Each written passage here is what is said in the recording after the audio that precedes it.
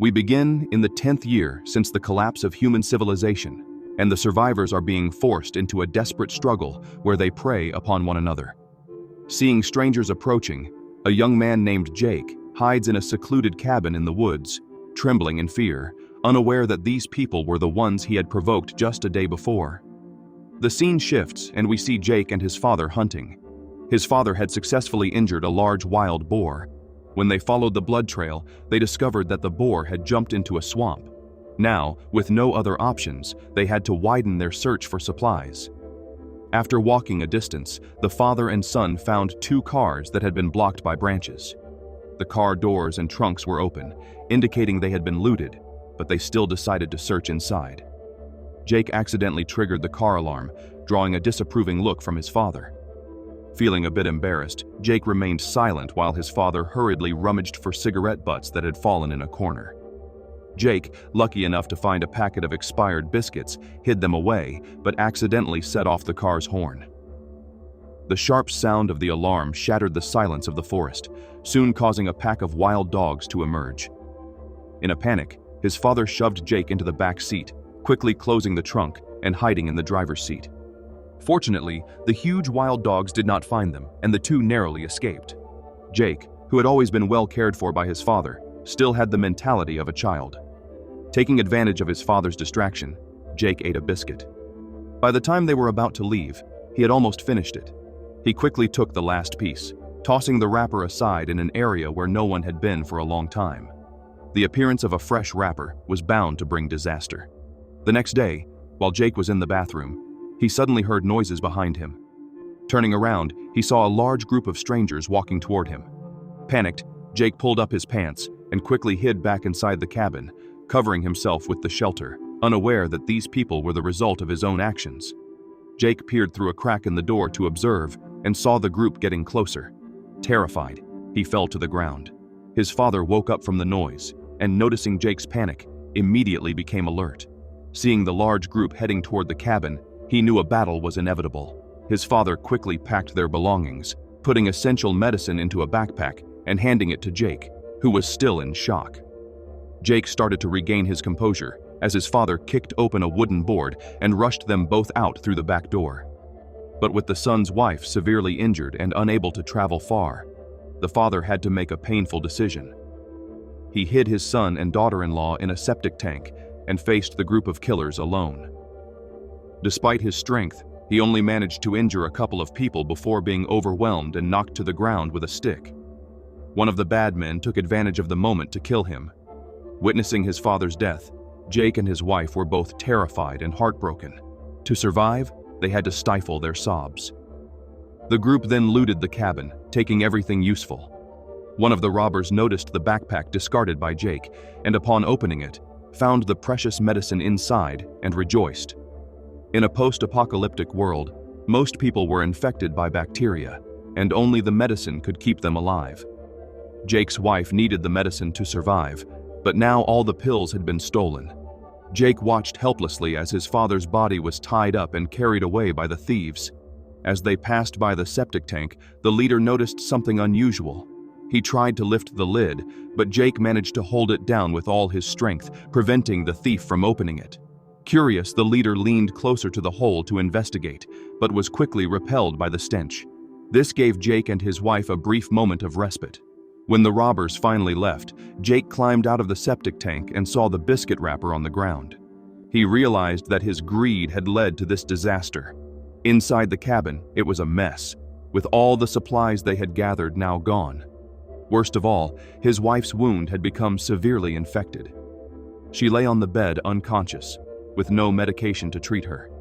Jake felt utterly helpless, and in his despair, the thought crossed his mind to end his wife's life with a pillow. But with his father now dead, Jake couldn't bear the thought of losing his beloved wife as well. Determined, he decided to find the medicine. He left the cabin, leaving his wife with the last of their water supply. He wedged a board against the door to protect her. Jake followed the blood trail from his father's body as he hiked through the wilderness. The ground was already covered in frost, and Jake was dressed only in a t-shirt. He didn't know how long he had been walking when exhaustion set in. His limbs grew numb, and he collapsed onto the ground. Just as he was about to lose consciousness, he saw a young boy passing by. Jake immediately seized the opportunity and followed him. When the boy reached his home, he spotted Jake and hurriedly ran inside, locking the iron gate behind him. But the gate couldn't stop Jake. He kicked it several times until the rusty door gave way. The boy, frightened, hid in his grandfather's arms. Jake, however, didn't harm the grandfather and grandson.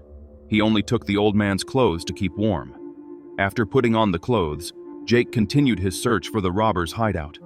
He discovered more bloodstains on the ground and some scattered bones nearby. Jake immediately realized that his father had been eaten by the thieves and couldn't help but vomit in disgust. With great sorrow, he buried his father's remains before regaining his composure.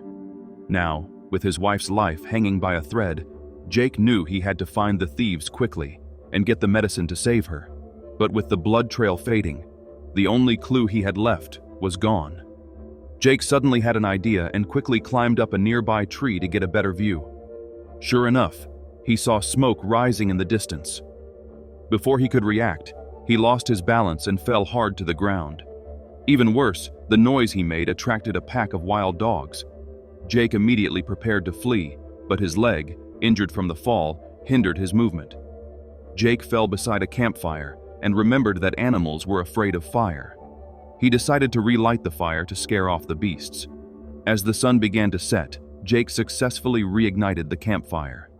He fed it with more wood to increase the flames.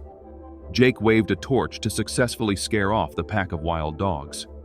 When Jake woke up at dawn, the fire had gone out again. Having narrowly escaped danger, he continued his journey. Along the way, Jake spotted a closed blue tent. He opened it and began searching for supplies. He tossed aside the thin clothes and took 2 boxes of spare matches, a rusty knife, and what appeared to be a useless whistle. Just as Jake was about to leave, he ran into the young boy again. The boy, frightened, immediately turned and ran. Jake continued following the small river through the forest.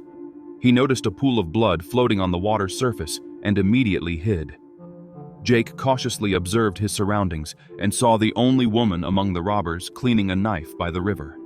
Jake didn't act rashly, but picked up a stone and quietly followed the woman to the robbers' camp. Seeing that only the woman was left behind, he considered rushing in to rob them. Suddenly, Jake noticed a trap his father had set. He carefully avoided the bell-tethered line and immediately spotted the familiar backpack inside the camp. Jake quickly searched the bag, but the medicine was gone. He started rummaging through the camp further, but the woman had already sensed something was wrong and began to circle around to launch an attack. Fortunately, Jake noticed the danger through a mirror. He avoided the woman's attack and fought back. However, the woman was surprisingly strong, and Jake was unable to get the upper hand in his struggle. Jake grabbed the stone he had collected earlier and delivered a fatal blow to the woman. Drawn to a nearby RV, Jake entered to search for the medicine, but when the robbers returned, Jake quickly wiped away the bloodstains and covered up the signs of the earlier fight. He then dragged the woman to a hidden spot and hid himself. When the robbers returned to the camp, they also captured the innocent young boy. To Jake's surprise, the leader was very observant and immediately noticed that the mirror had been moved. The leader calmly retrieved the medicine from a locked cabinet and distributed it to the injured members of his group before locking the box again. The leader then went to the riverbank to search for the woman, but couldn't find any trace of her. It wasn't until one of his men found a dropped weapon nearby that the leader decided to take his entire group to search for her. Jake, hiding in the bushes, quickly covered the woman's body with leaves and quietly crawled into the camp. With only one injured infected person left behind, the others had all gone with the leader. Unable to move due to his condition, the infected man stayed in the RV to rest. Jake seized the opportunity to try to rescue the boy, but the boy, suspicious of him, immediately shouted for help. The infected man, annoyed by the noise, got up and entered the RV to check, but found the boy had escaped. After Jake untied him, the infected man immediately ran after the boy, and Jake took the chance to approach the locked medicine box. But just as Jake was about to open it, the leader returned to camp. Jake quickly hid under the RV. He saw the robbers had found the woman's body. Some of them still had a sense of humanity and didn't eat her, instead choosing to give her a proper cremation to avoid exposure. Jake had to stay hidden under the RV for the entire night. The next morning, when the leader was still asleep, Jake quietly entered the RV. He used his small knife to cut the ropes and took the key hanging from the leader's neck. Jake successfully opened the medicine box, quickly pocketed the pills, and used the lock to secure the RV door behind him. Just as Jake was preparing to leave, he accidentally triggered a bell-tethered line. The sound of the bell startled the sleeping leader, who immediately tried to exit to catch the intruder. However, he found that the door was locked from the outside. Enraged, the leader began to violently slam the door, eventually breaking free. Jake ran desperately through the forest, while the leader and his group gave chase, quickly closing the gap. Meanwhile, Jake's wife had been woken by the sounds of the wild dogs. When she opened her eyes, she saw the danger outside. The dogs had surrounded the cabin, and one of them had already pushed its head through a gap in the door. Jake was in grave danger, but thanks to his familiarity with the terrain, he was able to use it to his advantage and evade the robbers. He ran through the forest until he found an abandoned house where he noticed numerous wild dog footprints inside. The elderly man, no longer protected by an iron door, had become the dog's prey. This sight deeply shook Jake, who stumbled out of the house in despair. With no strength left to resist, Jake accepted the inevitable as strange figures attacked him. When he regained consciousness, he found himself bound and thrown on the ground. The robbers were busy sharpening knives and starting a fire, preparing to cook Jake alive. Jake wasn't ready to die just yet. Suddenly, he noticed the whistle he had picked up earlier lying beside him. As the robbers weren't paying attention, Jake blew the whistle, sending a shrill sound throughout the forest. The wild dogs, having been hungry for a long time, soon arrived, and the leader realized the danger. He quickly kicked Jake to stop him, but it was too late. The dogs' howls filled the air, and they pursued the robbers. Taking advantage of the chaos, Jake used the small knife he had hidden to cut his ropes and hid behind a nearby tree to evade the dogs. Jake quickly dressed in the robbers' clothes and prepared to fight back. After the robbers managed to escape the dogs, they immediately set out to find Jake and take their revenge. The first man to arrive at the scene found that Jake had disappeared. He immediately began searching the area. Soon, he spotted a corner of a jacket sticking out from behind a tree. He took out a knife and launched a sneak attack only to realize he had picked up a discarded piece of clothing. Jake, taking the opportunity, jumped down from the tree and landed on the man's neck, catching him off guard. Jake quickly swapped clothes with the man and dragged the body forward, attracting another team member. At first, the robbers mistook Jake for an ally, but as they got closer, they realized the mistake, but it was too late. Jake swiftly turned around and stabbed the second man in the chest with a knife. After dealing with the second robber, Jake took the man's bow and arrows, which coincidentally had been made by Jake's father. Determined to exact revenge, Jake fired an arrow that struck the leader in the thigh. The leader, however, displayed incredible pain tolerance and quickly snapped the arrow off his leg. Jake tried to shoot again, but the bowstring snapped, leaving him in a precarious position with the sound of the wild dogs closing in again. Both Jake and the leader had no choice but to hide. Jake, having run for what felt like miles, stumbled upon a house. He cautiously approached and was relieved to find that the house had already been abandoned. He spotted a skeleton lying nearby, and to his surprise found a gun next to it. Jake carefully entered the house and discovered a stash of supplies, including another gun. Now armed with 2 weapons, Jake felt empowered and ready for anything. But just as he was preparing to pack some food, he heard the sound of someone entering the house. Jake turned to see the leader had followed him. Taking advantage of the leader's momentary lapse of attention, Jake aimed the gun at him, only to discover the gun was unloaded. The leader, now emboldened, advanced and engaged Jake in a brutal fight. Clearly, Jake was no match for the leader, who quickly pinned him to the ground and began to beat him mercilessly.